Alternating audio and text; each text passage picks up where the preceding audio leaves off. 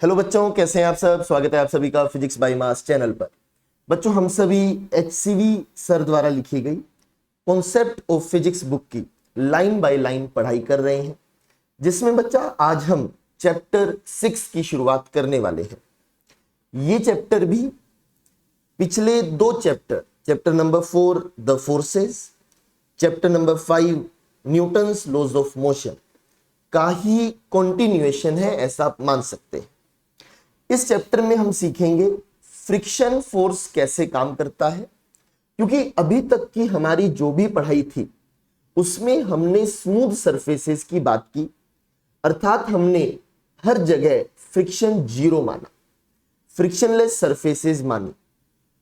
तो अगर हम रियल लाइफ में रियल सरफेसेस की बात करें जहां पर फ्रिक्शन होगा, वहां पर न्यूटन्स लॉज कैसे एप्लीकेबल होंगे, वहां पर मोशन का एनालिसिस कैसे होगा, ये आज हम लोग सीखने वाले हैं। तो चलिए बेटा शुरू करते हैं। स्वागत है आप सभी का सेक्शन 6.1 से।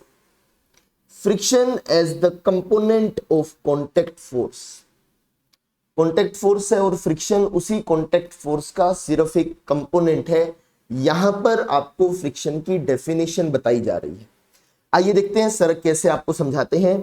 When two bodies are kept in contact, electromagnetic forces act between the charged particles at the surfaces of the bodies. कि अगर दो बॉडीज कांटेक्ट में हैं तो इलेक्ट्रोमैग्नेटिक फोर्सेस लगेंगे। As a result, each body exerts a contact force on the other. The magnitudes of the contact forces acting on the two bodies are equal, but their directions are opposite and hence the contact forces obey Newton's third law। कि जैसे ये diagram में भी sir ने बनाकर बताया है कि ब्लॉक पर दो तरह की डायरेक्शन में फोर्स आया, this will be the net contact force, और इक्वल एंड ऑपोजिट ब्लॉक ने सरफेस पर भी लगाया।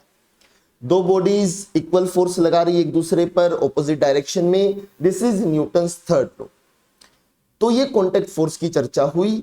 इसमें the direction of contact force acting on a particle on a body is not necessarily perpendicular, जो अब तक हम मानते आए थे, is not necessarily perpendicular to the contact surface. We can resolve this contact force into two components, one perpendicular to the contact surface and the other parallel to it. तो दो components हमने यहां पर बना लिए। यहां पर कह रहे हैं the perpendicular component is called the normal force और the normal contact force and the parallel component is called friction. मतलब कॉन्टैक्ट फोर्स के ही एक हिस्से का नाम आपने फ्रिक्शन रखा है। बेटा ये डेफिनेशन बहुत जरूरी है, आगे जाकर भी कई सवालों में जब आपको फ्रिक्शन को लेकर कंफ्यूजन होगी तब ये डेफिनेशन काम आएगी कि फ्रिक्शन कोई एक सेपरेट फोर्स नहीं है, जो भी कॉन्टैक्ट फोर्स है उसका टेंजेंशियल कंपोनेंट ही फ्रिक्शन फोर्स होगा। यहां से एक बात और बच्चों आपने सीखनी है, हमें नहीं पता था कि कॉन्टैक्ट फोर्स कितना होगा।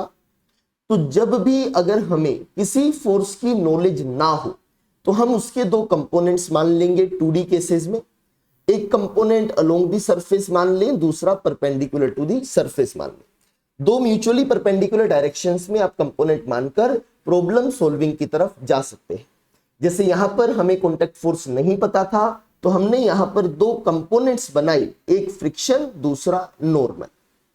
आगे देखते हैं, यहां पर सर ने इसी के बेस पर एक एग्जांपल भी दिया है। आप एक बार इस एग्जांपल को खुद से अटेम्प्ट करें। यहां पर आप लोग वीडियो पॉज कर सकते हैं ताकि आप एक बार एग्जांपल खुद करें, उसके बाद मैं कैसे एक्सप्लेन कर रहा हूं, HCV सर ने कैसे एक्सप्लेन किया वो आप देख सकते हैं। A body of mass 400 grams slides on a rough horizontal surface. If the frictional force is 3 Newton, ये बता दिया है। The angle made by the contact force on the body with the vertical and the magnitude of the contact force, ये आपको बताना है। तो आइए देखते हैं कैसे करेंगे। उम्मीद करता हूं आपने इस सवाल को एक बार खुद से अटेम्प्ट कर लिया। तो देखेंगे बेटा, यहां पर इस सवाल में सर ने आपको बताया कि let the contact force on the block by the surface is F which makes an angle theta with the vertical, जो हमें बताना है। फिगर 6.2 में एक डायग्राम भी बना दिया है कि पार्टिकल जा आगे रहा है, फ्रिक्शन पीछे की तरफ लगा और यहां पर ये आ गया net contact force. The component of force perpendicular to the contact surface is the normal force N and the component parallel to the surface is friction. Body आगे जा रही है, फ्रिक्शन ऑपोजिट डायरेक्शन में यहां पर लग रहा होगा। As the surface is horizontal, N is vertically upward. For vertical equilibrium, ऊपर बेटा FBD बना रहा हूं, ऊपर नॉर्मल नीचे mg, तो नॉर्मल mg आपस में बराबर होंगे तो वर्टिकल कंपोनेंट 4 मिल जाएगा। फ्रिक्शनल फोर्स 3 आपको लिखकर दे दिया है, एंगल थीटा बताना है, so we will use tan theta perpendicular upon base, F by N, यहां से एंगल आ जाता है 37 डिग्री। मैग्नीट्यूड बताना था पूरा बेटा, आप सीधा N और F का रिजल्टेंट लीजिए, एंगल 90 डिग्री। 90 डिग्री के एंगल पर रिजल्टेंट होता है directly a square plus b square का अंडर रूट। यहां पर magnitude of the contact forces n square plus f square का under root, that is 4 square 3 square under root, answer is 5 Newton.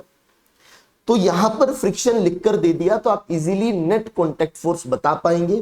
ध्यान रखिएगा, net contact force सिर्फ normal को नहीं मानना है, नेट कॉन्टैक्ट फोर्स में आपके पास दोनों एलिमेंट आएंगे। तो अगर आप फोर्स वेक्टर लिखना चाहें, it will be normal vector J cap, या ऐसा लिख लेते हैं, force vector is normal vector plus friction vector. Vector addition आपको करना रहेगा। आगे सर बताते हैं, friction can operate between a given parts pair of solids, between a solid fluid और between pair of fluids. Frictional force exerted by the fluids is called viscous force. नाम बदल दिया जाएगा, जब फ्लूइड में ये फोर्स आएगा तो फ्रिक्शन की जगह क्या नाम यूज करेंगे बेटा, viscous force. Study about the, आगे कह रहे हैं, and we shall study it in a later chapter. पूरा विस्कोसिटी और फ्लूइड मैकेनिक्स, फ्लूइड डायनामिक्स पर अलग से सर ने सेक्शन दिए हैं। अभी हम इस चैप्टर में सिर्फ सॉलिड्स की बात करेंगे। Here we shall study about the frictional forces operating between a pair of solid surfaces. When two solid bodies slip over each other, the force of friction is kinetic friction, क्योंकि motion के दौरान friction लगा। जैसे यहां पर ये block move कर रहा था तब जो फ्रिक्शन आया, स्लिपिंग हो रही थी तब जो फ्रिक्शन आया बेटा, that is called kinetic friction. आगे कह रहे हैं, when two bodies do not slip on each other, और वहां पे फ्रिक्शन अगर है, the force of friction is called static friction. It is difficult to work out a reliable theory of friction starting from the electromagnetic interaction between the particles at the surface. वहां से शुरू नहीं करेंगे क्योंकि हमारे curriculum में उतनी depth में बातें अभी नहीं की गई हैं। हम इलेक्ट्रोमैग्नेटिक से शुरू नहीं करेंगे, कुछ लॉज की डायरेक्टली हम बात यहां पर करेंगे। However, a wide range of observations can be summarized in a small number of laws of friction. कि इलेक्ट्रोमैग्नेटिज्म से बाहर आते हुए लॉज ऑफ फ्रिक्शन बोलकर हम इन चीजों को पढ़ेंगे, विच वी शैल डिस्कस। उम्मीद करता हूं ये चैप्टर की शुरुआत थी, बेसिक्स थे। फ्रिक्शन क्या होता है ये आपको समझना होगा। फ्रिक्शन सिर्फ कॉन्टैक्ट फोर्स का एक कंपोनेंट है अलोंग दी सरफेसेस। इस चैप्टर में सिर्फ हम सॉलिड सरफेसेस की बात करेंगे क्योंकि फ्लूइड को लेकर अलग से चैप्टर सर ने यहां दिए हैं, उन्हें हम बाद में पढ़ेंगे। अभी हम सिर्फ friction force between two solid objects की बात करेंगे। उम्मीद करता हूं ये सारी बातें क्लियर हो गई होंगी। पढ़ते रहिए, मुस्कुराते रहिए। जय हिंद, जय भारत।